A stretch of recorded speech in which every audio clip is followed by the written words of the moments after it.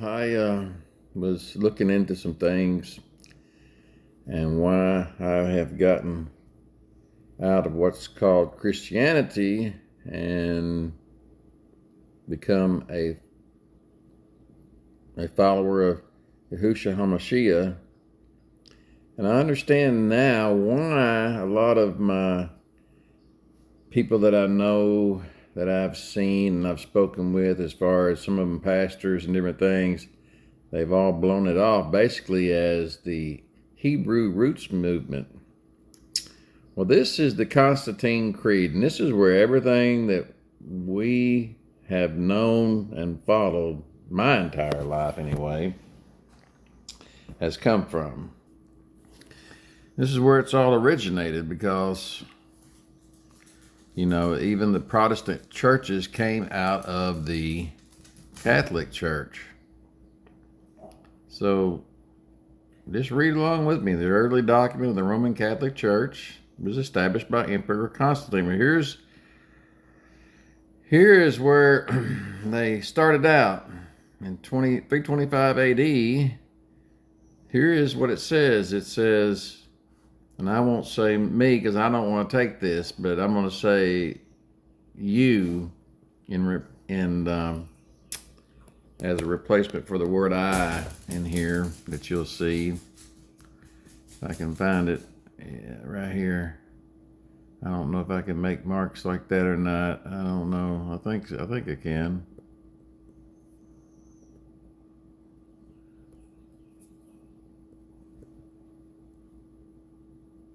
Let's see. Yeah, I can. It says I there. It says, you renounce all customs, rites, legalisms, unleavened breads, and sacrifices of lambs of the Hebrews, and all the other feasts of the Hebrews, sacrifices, prayers, aspirations, purifications, sanctifications, and propitiations, and fast and new moons, and Sabbaths, and superstitions, and hymns, and chants, and observances, and synagogues. Absolutely everything Jewish, every law, all that. Okay? That's what it says. Every law, every rite and custom, and if afterwards I shall wish to deny and return to Jewish superstition, or shall be found eating with Jews, or feasting with them, or secretly conversing and condemning the Christian religion instead of openly confuting them and condemning their vain faith, then let the trembling of Cain and the leprosy of whatever, it goes on down. The Council of Nicaea set the holy day of Easter as the resurrection of Yeshua, as how they say Yeshua's Yahusha, distinct from the biblical dates of Passover and first fruits, his actual death and resurrection.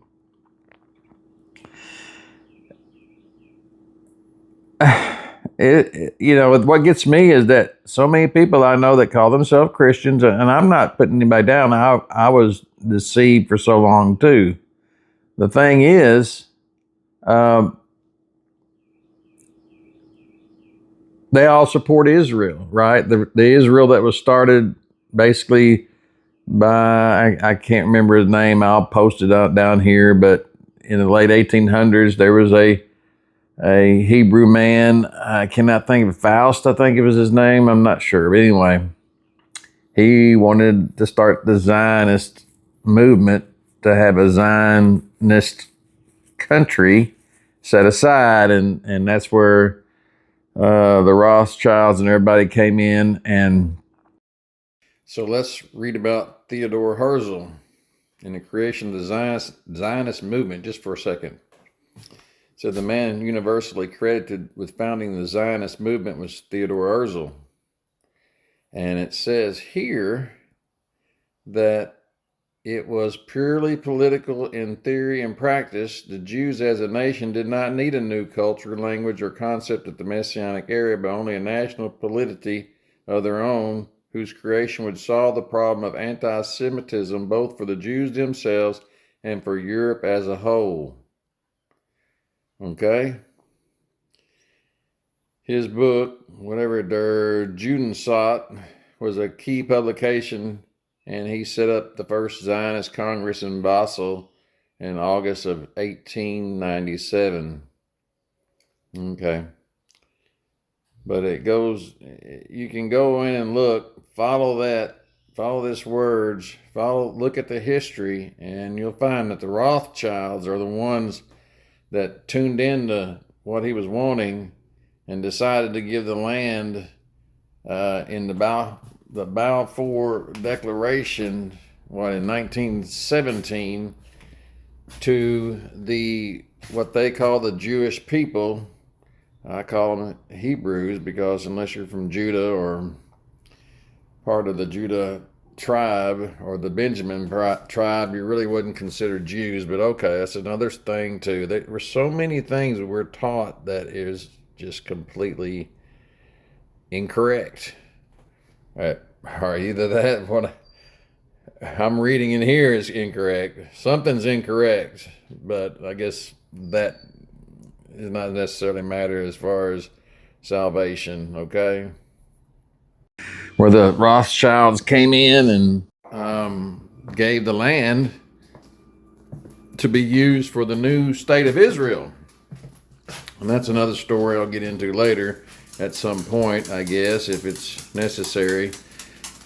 But this was something that took me by surprise because I hadn't seen this myself until recently, and it was pointed out by someone else that I've been watching online that makes videos telling about things like this and going over the Hebrew words and different things. But man, you just go look at the Constantine's Creed and check it out. I didn't realize that you had to swear all that to be a Christian. It's almost like, I don't know, kind of like the Scottish Rite or something. It seems like to me. I don't know, maybe not. So what gets me too is that a lot of the people I know that go to Christian churches still, they're all backing Israel. Well, you're going against this Constantine's Creed. Oh, you'll say, well, I'm a Protestant. Well, you're still celebrating the holy day of Easter, as they call it, which is, like they say, here, distinct from the biblical dates of Passover and first fruits, his actual death and resurrection. Why is that? Because Constantine was a pagan, folks. I'll have to go find it, but for a summation, basically he said he had a dream. Oh yeah, I'll go find that because it's important. Okay, I went to Chat GPT and just did a summation through there since I thought it might be more, have more elements to it, and it gave me several different versions that I could pick from. But here it is. Constantine's dream generally refers to the legendary vision experienced by the Roman Emperor Constantine. And you can go down and read it. I might make it available on my web page, cribfish.com. I'll go ahead and copy it there if you want to go read it in more detail. But the historical context, it says that he was involved in a civil war for the Roman Empire, and I've always said that he brought this religion together, Christianity, for his power. And the outcome of the battle was critical, so he talks about it, and he had a vision, and he said that he saw Let me see if I can highlight this. Often interpreted as a cross, he saw this in the vision, and accompanied by the words, by this sign you shall conquer. So I guess the cross means that we will conquer. I didn't think that was the message of Yahusha. Okay. And it occurred at the eve of battle, and he goes on down, and he said victory was assured under this sign. So that's why he adopted the cross, because he wanted victory in a battle. Okay. Let me go on down, and he talks about he sanctioned, basically, the vision is often interpreted as a turning point where once again pagan ruler embraces Christianity, or at the very least begins to favor it. This act shifted the religious landscape of the empire, paving the way for Christianity to become the dominant religion in later centuries. Okay, it goes on down, and you just have to read all this, but it says some historians suggest it may have been retroactively promoted by Constantine's supporters. But basically, the Christian symbol originated from Constantine.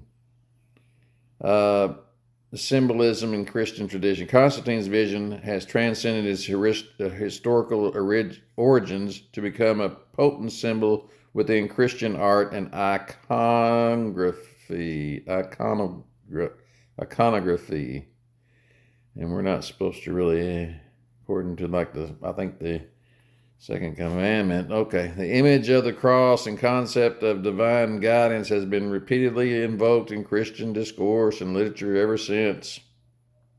Conclusion. Constantine's dream stands as one of the most influential and debated episodes of the history of the Roman Empire and Western civilization, and an eventual rise of Christianity as a central force in European history. And it then talks about somewhere in here where Constantine really didn't even become embraced the faith until later on in life. He just thought he would use this. If I can find it.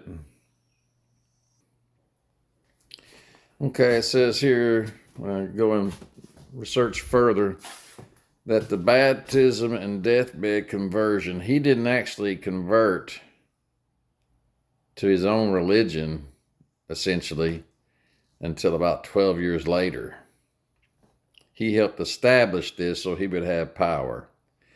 So everything, as far as what I can see, that was the foundation, and we talk, you can read biblically about foundations and being on a rock or sand, and I look at this whole idea of a new movement called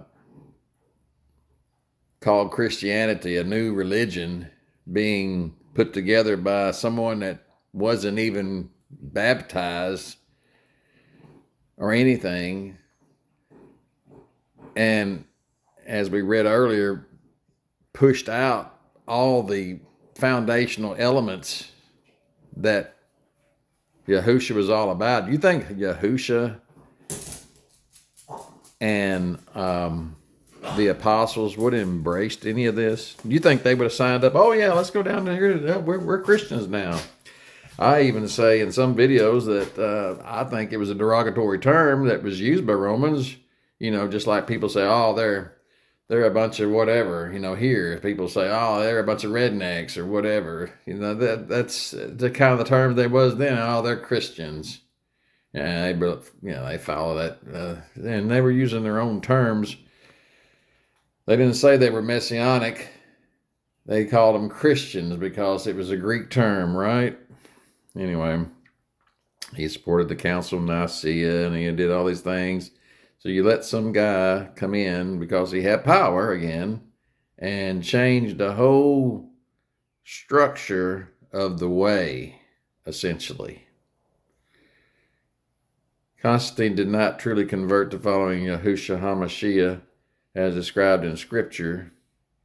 Obedience to Torah, rejection of idolatry, walking in the true teaching of the Messiah. He used the faith for political unity, not out of deep personal conviction rooted in. So there's your foundation, folks. There it is. And I know people are going, "Oh, you're a kook, blah blah blah blah," and God, or yeah, well, we can get into that too. What the name God means in actual terms, the way they used it. Elohim did not sanction this, folks. I do not believe so. But you have to find the knowledge yourself, or want to.